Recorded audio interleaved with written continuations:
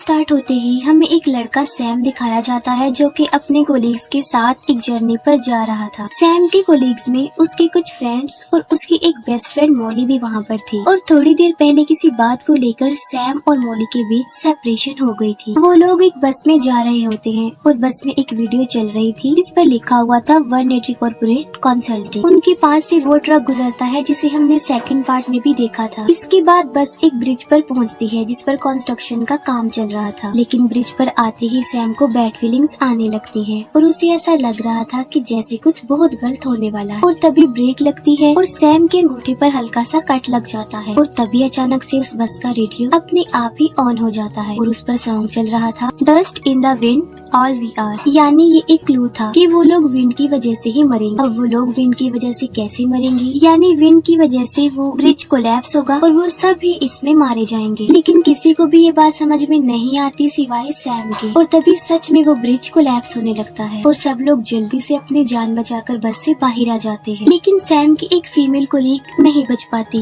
और वो मारी जाती है। सैम का एक कोलीग बस में ही रह गया था और बस के साथ वो भी पानी में डूबने की वजह से मारा जाता है। वो सब लोग अपनी जान बचाकर भाग रहे होते हैं। सैम मॉली को दूसरी साइड पर पहुंचाने में कामयाब हो जाता है। तभी वो नोटिस करता है कि उसकी एक फीमेल कोलीग को भी हेल्प की जरूरत है और वो उसकी हेल्प करता है। लेकिन उस फीमेल कोलीग को ग्लासेस के बगैर ठीक से नजर नहीं आ रहा था और वो ब्रिज से पानी में गिर जाती है, लेकिन अभी भी वो जिंदा होती है। और तभी एक कार उसके ऊपर आकर गिरती है जिससे वो फौरन मारी जाती है। तब उनका बॉस और नेथन भी भाग रहे होते हैं। तभी एक वायर नेथन को उड़ाकर अपने साथ ही ले जाती है और उनका बॉस एक ब्रिज से लटका हुआ था, लेकिन तभी उसके ऊपर कोल टार गिरता है और वो भी मारा जाता है। एक ही लम्हे में वो पूरा ब्रिज डिस्ट्रॉय हो गया था। सैम और पीटर एक रेलिंग पर लटके हुए थे और ऊपर चढ़ने की कोशिश कर रहे। तभी एक ट्रक ब्रिज के बिल्कुल कॉर्नर पर आ जाता है और उसमें से बहुत सारे सरिये निकल कर पीटर के आर पार हो जाते। सैम जो कि अभी जिंदा था और ऊपर चढ़ रहा होता है, लेकिन यहाँ पर वो भी नहीं बच पाता और एक बहुत बुरे तरीके से उसकी मौत हो जाती है। और तभी सैम की आँख खुल जाती है और वो काफी शॉक्ड हो जाता है और काफी डरा हुआ होता है कि आखिर ये उसने क्या देख लिया है। और तभी ब्रेक लगती है और उसके अंगूठे पर कट लग जाता है और तभी अचानक से बस का रेडियो सच में ऑन हो जाता है और उस पर सेम सॉन्ग ही लगा हुआ था। अब तक उसे रियलाइज हो चुका था कि उसने फ्यूचर देख लिया है, जिसकी वजह से वो काफी घबरा जाता है और चिल्लाने लगता है कि ये ब्रिज टूटने वाला है, लेकिन कोई भी उसकी बात पर बिलीव करने को तैयार नहीं था। तब सैम अपनी बेस्ट फ्रेंड मॉली को लेकर बस से नीचे उतर जाता है और उसके साथ सब लोगों को उतरना पड़ता है। और जैसे ही वो बस से उतरते हैं सैम की कही हुई बात सच हो जाती है, यानी वो ब्रिज टूटने लगता है। लेकिन सैम की वजह से वो सब लोग सेफ हो गए थे और वो लोग अपनी आंखों से उस ब्रिज को कोलैप्स होता देख रहे थे। उन सब लोगों को सैम से डर लग रहा था और उनके जहन में बहुत सारे सवाल उठ रहे क्योंकि उसने फ्यूचर जो बता दिया था और इसीलिए एक एजेंट सैम को इन्वेस्टिगेशन के लिए ले जाता है और उसे सैम पर पूरा डाउट था कि सैम कोई टेररिस्ट है। लेकिन उसके पास सैम के खिलाफ कोई सबूत नहीं था तो वो कुछ भी नहीं कर सकता था। और ब्रिज के कोलैप्स होने की रीजन हाई विंड ही बताई जाती है। अब क्योंकि इसमें सैम का कोई कसूर नहीं था तो उसे छोड़ दिया जाता है। वो लोग बाकी वर्कर्स के मेमोरियल पर जाते हैं और वहाँ पर उन्हें विलियम मिलता है और वो उन लोगों को कहता है कि डेथ को चीटिंग करना बिल्कुल भी पसंद नहीं है। सैम एक शेफ भी था और जिस रेस्टोरेंट में वो काम करता था उस ब्रांच को एक पेरिस वाली ब्रांच में शिफ्ट करने का कह रहे थे। और सैम और मॉली की सेपरेशन भी इसी वजह से हुई थी क्योंकि मॉली नहीं चाहती थी कि सैम पेरिस जाए। दूसरी तरफ पीटर की फ्रेंड अपने डेली जिम प्रैक्टिस कर रही और पीटर ऑडियंस में बैठा हुआ उसे देख रहा था। पीटर की फ्रेंड अपने इस प्रैक्टिस को किसी गेम की तरह ही एंजॉय करती थी और काफी अरसे से वो ये प्रैक्टिस करती भी आ रही थी। प्रैक्टिस के दौरान चेन रिएक्शन लेते हुए वो लड़की ऊपर से काफी जोर से नीचे गिरती है जिससे उसकी स्पाइन टूट जाती है और बहुत ही बुरे तरीके से उसकी मौत हो जाती है। ये सब कुछ पीटर की आंखों के सामने हो रहा था जिसकी वजह से वो शॉक्ड हो जाता है। नेक्स्ट डे वो सब ऑफिस में होते हैं लेकिन अपनी कोलीग की डेथ की वजह से वो काम नहीं कर रहे थे। पीटर जो कि अपने ऑफिस में होता है और काफी सैड होता है अपनी फ्रेंड की डेथ की वजह से। वो सब लोग ड्रिंक कर रहे थे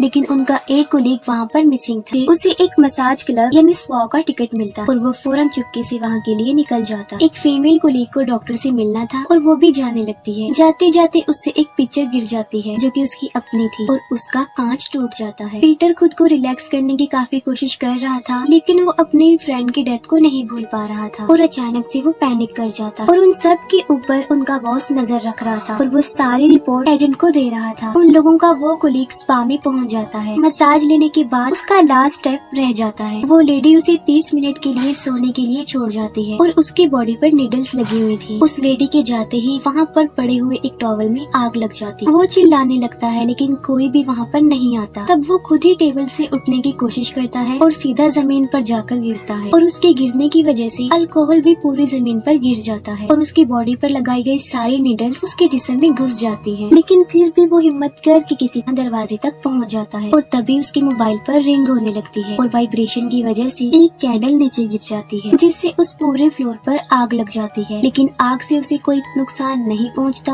और वो आग से बच जाता। और फिर एक बुद्धा स्टैचू नीचे गिरता है जिसकी वजह से उसकी भी डेथ हो जाती है। ऑफिस में सैम और मॉली एक साथ थे और सैम मॉली को भी अपने साथ पेरिस चलने को कहता है और उन दोनों का दोबारा से बैचअप हो जाता है। और तभी पीटर वहाँ पर आता है और उन्हें उस कोलीग की डेथ के बारे में बताता है जो कि स्पा में गया था। वो लोग जल्दी से उस स्पा में जाते हैं और वहाँ पर भी उन्हें विलियम मिलता है और सैम को यहाँ पर लगता है कि जैसे विलियम उन्हें फॉलो कर रहा है और वो उससे पूछ लेता है कि तुम हमें क्यों फॉलो कर रही हो, जिस पर वो जवाब देता है कि मेरा तो काम ही ऐसा है कि जहाँ पर डेथ होती है मुझे वहाँ पर जाना ही पड़ता है। तब सैम विलियम से पूछता है कि उनके साथ ये सब कुछ क्या चल रहा है। तब विलियम उन्हें डेथ के प्लान और पैटर्न के बारे में बताता है और वो सारा कुछ बता देता है जो हम पिछले 4 पार्ट्स में देखते आए हैं। अब वो लोग सारी बात समझ गए थे लेकिन एक बात वो बहुत अच्छे से एक्स्ट्रा समझ गए थे और वो ये थी कि अगर वो किसी को अपनी जगह पर मार देंगे तो उनकी जगह पर वो मर जाएगा, यानी डेथ की लिस्ट में अब वो पर्सन चला जाएगा जिससे मरने वाले की लाइफ उन्हें मिल जाएगी और उनकी लाइफ जो कि ऑलरेडी खत्म ही हो गई है वो उसके पास चली जाएगी जो मर गया है। लेकिन खुद को सेव करने के लिए दूसरे की जिंदगी को सैक्रिफाइस करना कोई अच्छी बात नहीं। सैम उन्हें बताता है कि सब लोग मर जाएंगे लेकिन मॉली नहीं मरेगी क्योंकि वो ब्रिज कोलैप्स में बच गई थी। ये सुनकर पीटर के तेवर बदल जाते हैं। वो कहता है कि ऐसा क्यों होगा कि उसकी फ्रेंड तो मर और मॉली नहीं मरेगी और वो गुस्से में वहाँ से चला जाता। अब उन सब सर्वाइवर्स को डेथ के पैटर्न के बारे में पता चल गया था और जिसे नहीं पता था वो उनकी वही फीमेल कोलीग थी जो डॉक्टर के पास गई थी और वो लोग अब उसके पास उसे ये सब कुछ बताने के लिए जाते हैं। और उनकी वो कोलीग अपनी आंखों का लेजर ट्रीटमेंट करवा रही थी क्योंकि उसे ठीक से नजर नहीं आता था। डॉक्टर ने सब कुछ सेटअप किया हुआ था। अब क्योंकि वो लड़की काफी पैनिक थी जिसकी वजह से उसने हाथ में एक टेडी बियर लिया हुआ था और वो उसे प्रेस कर रही थी और उस टेडी बियर की एक आंख निकलकर फ्लोर पर गिर जाती है। डॉक्टर उसका ट्रीटमेंट करने ही लगता है कि तब उसे रियलाइज होता है कि उसके पास जो फाइल है वो कंप्लीट नहीं है और वो उसे ऐसे ही सेटअप में छोड़कर उस फाइल को लेने के लिए चला जाता है। और डॉक्टर के वहाँ से जाते ही उस मशीन में शॉर्ट सर्किट होने लगता है जिसकी वजह से उस लेजर की पावर बढ़ने लगती है और वो आहिस्ता आहिस्ता बढ़ती ही जा रही थी और उसके साथ साथ उस लड़की की घबराहट भी बढ़ रही थी। वो उस लेजर को उसके रिमोट से बंद करने की कोशिश करती है लेकिन हाथ लगने की वजह से वो रिमोट नीचे गिर जाता है और उसका स्टार्ट बटन प्रेस हो जाता है जिस पर लेजर अपना काम करने लगती है और उस लड़की की एक आंख को जला देती है। एक आंख के बाद जब वो दूसरी पर जाने लगती है तब ओलिविया हाथ आगे करके अपनी दूसरी आंख को सेव कर लेती है लेकिन इससे पहले कि वो उसे पूरी तरह जला दे वो जल्दी से उस मशीन पर से उतर जाती है और इतनी ही देर में सैम और मॉली भी वहाँ पर आ जाते हैं। लेकिन उनके आगे बढ़ने से पहले ही उस लड़की का सैंडल उस टेडी बियर की आंख पर आता है। वो विंडो से निकलकर सीधा एक कार पर जाकर गिरती है और मर जाती है और उसकी एक आंख भी बाहर आ जाती है जो कि काफी दर्दनाक है। तब एक बार फिर से वहाँ पर एजेंट आ जाता है और वो सैम से क्वेश्चंस करने लगता है। तब सैम उसे डेथ की सारी रियलिटी बता देता है जिस पर ऑब्वियसली कोई भी यकीन नहीं कर सकता था। अब उस लड़की की डेथ के बाद जिसकी बारी थी वो था नेथन और वो दोबारा अपने काम पर होता है और वहाँ पर एक दूसरे वर्कर से उसका झगड़ा हो जाता है। नेथन को पता चल चुका था कि उसके ऊपर एक हुक गिरेगा जिसकी वजह से वो मारा जाएगा और यहाँ पर उसके जहन में डेथ को चीट करने वाला आइडिया आता है और वो उस वर्कर को उस हुक के नीचे धकेल देता है जिससे वो मारा जाता है और किसी को शक भी नहीं होता बल्कि वो एक एक्सीडेंट ही लग रहा था। पीटर अपने बॉस को भी डेथ की रियलिटी के बारे में बता देता है क्योंकि आखिर वो भी एक सर्वाइवर था। लेकिन उसका बॉस उसकी बातों पर बिलीव तो नहीं करता लेकिन वो सब कुछ उस एजेंट को बता देता है। वो सब लोग नेथन के पास जाते हैं जो अभी भी वही था जहाँ पर डेथ हुई थी। वहाँ पर पीटर नेथन से एक क्वेश्चन पूछता है कि क्या ये वाकई एक एक्सीडेंट था या फिर तुमने उसे मारा है ताकि तुम अपने डेथ को टाल सको। तब नेथन सच बोल देता है कि उसी ने ही उस वर्कर को मारा है। वो सोचते हैं कि अगर ये बात सच है तो अगली बारी उनके बॉस की है और तभी उनका बॉस भी वहाँ पर आ जाता है। उनके बॉस के वहाँ आते ही एक रेंच सीधा उनके बॉस के फेस पर ही घुस जाता है जिससे वो भी मारा जाता है। यहाँ पर उनकी थ्योरी बिल्कुल सही साबित हो जाती है कि खुद को सेव करने के लिए किसी को सेक्रीफाइस किया जा सकता है। रात को सैम और मॉली डिनर पर होते हैं लेकिन उन दोनों के अलावा वहाँ पर कोई और भी था और वो था वो एजेंट जो कि उन पर नजर रख रहा था। वो लोग डिनर कर रहे होते हैं कि तभी वहाँ पर पीटर आ जाता है, जो अजीब सा रिएक्ट करता है क्योंकि अगला नंबर उसी का था और वो भी नेथन की तरह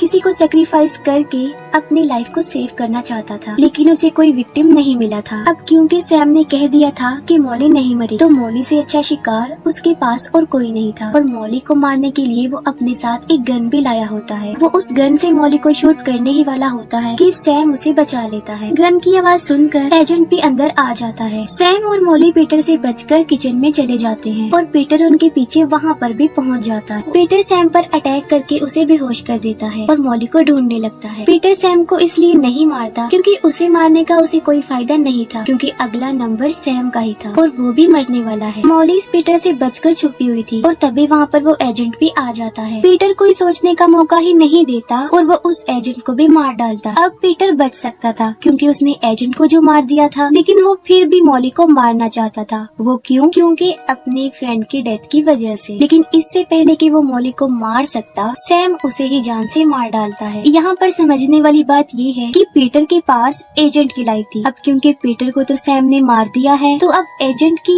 लाइफ ऑटोमेटिकली सैम के पास आ गई, यानी अब सैम भी नहीं मरेगा। वो दोनों बहुत खुश हो जाते हैं क्योंकि वो अब आराम से पेरिस में अपनी लाइफ को सरवाइव कर सकते हैं। 2 हफ्ते बाद वो पेरिस की फ्लाइट में बैठ जाते हैं। सैम नोटिस करता है कि उस प्लेन में 2 बॉयज लड़ रहे हैं और वो कोई और नहीं बल्कि वो एलेक्स और कार्टर थे। यहाँ ये बड़ा राज सामने आता है कि ये कहानी पार्ट 1 से भी पहले की है। बाद में प्लेन टेक ऑफ कर लेता है और सैम म्यूजिक सुन रहा था और तभी अचानक से प्लेन में वो सॉन्ग प्ले हो जाता है जो ब्रिज कोलैप्स के वक्त भी प्ले हो गया था, यानी dust in the wind all we are. अचानक सीट पर हाथ लगने से सैम के अंगूठे पर कट लग जाता और सैम बहुत बुरी तरह घबरा जाता। सैम को पता चल चुका था कि अब वो मरने वाले हैं। कुछ भी हो जाए इस बार वो नहीं बच पाएंगे, इस बार उनकी डेथ फाइनल है। अभी वो ये सब कुछ सोच ही रहा होता है कि तभी उसकी थिंकिंग सच हो जाती है और वो सचमुच ही मारा जाता है। अब यहाँ पर सवाल ये उठता है कि किसी को मारकर अगर नेथन बच सकता है तो सैम क्यों नहीं, क्योंकि उसने भी तो पीटर को मारा था जिसके पास किसी और की लाइफ थी। लेकिन हकीकत ये है कि उस एजेंट की लाइफ ही इतनी थी, इसीलिए सैम भी मर गया। फिर हमें नेथन दिखाया जाता है जो कि उसी फ्रेंड के मेमोरियल में था जिसे उसने मारा था। वहाँ पर एक वर्कर नेथन को बताता है कि इस वर्कर को ब्रेन ट्यूमर था, अगर ये ऐसे ना मरता तो इसने कुछ दिन बाद वैसे ही मर जाना था, क्योंकि उसके पास जीने के लिए सिर्फ थोड़े ही दिन थे। अभी वो वर्कर बस यही कहता है कि फ्लाइट 180 का लैंडिंग गियर उसके ऊपर गिरता है और डेथ के मास्टर प्लान के साथ ये मूवी और ये सीरीज यहीं पर एंड हो जाती है।